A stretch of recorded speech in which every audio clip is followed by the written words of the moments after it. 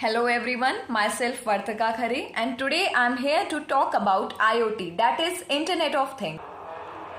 If you look around, you'll find at least one thing that has the ability to connect to the internet. It may be your phone, it may be a laptop, your TV, or even your fridge. Internet of Things generally refers to the collection of all those devices.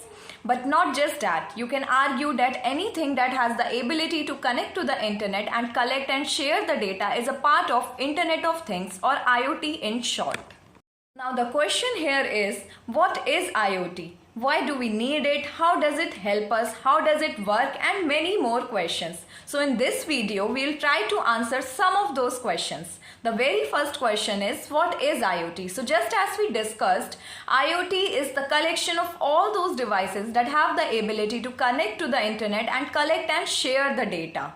So basically, we have a device that collects data from its surroundings using sensors and actuators and sends this collected data to the internet where the processing of data can happen. There are many devices that can be included in this classification. An example can be phone, laptop, watches, refrigerators, washing machines, and so many more. So cars and even homes are example. Yes, whole homes themselves can be a part of IoT too. You can easily see the trend over here. Most IoT devices have the word smart at the start of their names, like smartphones, smart watches, smart DBS, smart homes, and so many more. So now that we have a clear idea of what IoT is, we can move to the next question. Why do we need IoT? Or how does it help us in short? It helps makes our lives easier and more comfortable.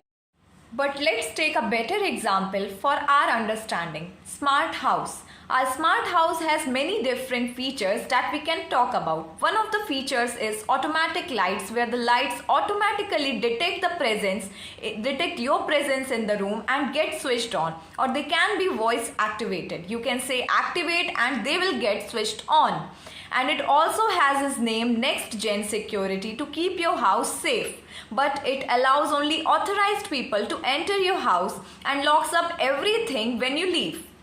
Then it has entertainment management such as Google Home, Alexa, Echo to keep track of your chores, to play movies and songs, etc. It also keeps track of temperature management. The house automatically adjusts to the most pleasant temperature based on the surrounding climate. So you can see how it brings luxury into our lives and makes it more comfortable for us to live. Then comes the next question, how does IoT work? Let us discuss the IoT architecture. There are basically 4 layers to it. The first layer is sensing/device, which is basically the think part of IoT. This think part of IoT is embedded device. It has the sensors and actuators that collects the data from surrounding based on a specific function. For example, atmospheric pressure sensors, light sensors, preachers, and etc. They basically collect all the data and they give it to the embedded device. Now after that, the data has been collected through the sensing devices.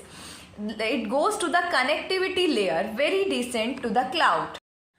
Once the hard part is over, the result of the decision is conveyed to the things or the IoT devices, and similarly changes are made. User interface and the application, it's the last layer. This is a layer that most of us will actually see. It is a layer we use to interact with IoT device. It can be the touch screen or the buttons that is on the device. It is basically the front end to all the back end processing, which included the previous levels. Now a good example to explain this process is, let's say a fridge, a smart fridge. Now sensors in the smart fridge collect data from the surrounding. They see what kind of temperature it is. Let's say it's 34 degrees, and what kind of item is being stored inside the fridge. Once it collects all the data, it sends it to a central cloud where the processing happens based on this collected data. The system decides the inside temperature of the fridge. It should be 20 degrees, and we can see the result of this on the interactive screen on the fridge. Now we had no involvement in this process, but we saw the result that we wanted. This is how IoT works. So this was all about IoT. Thank you.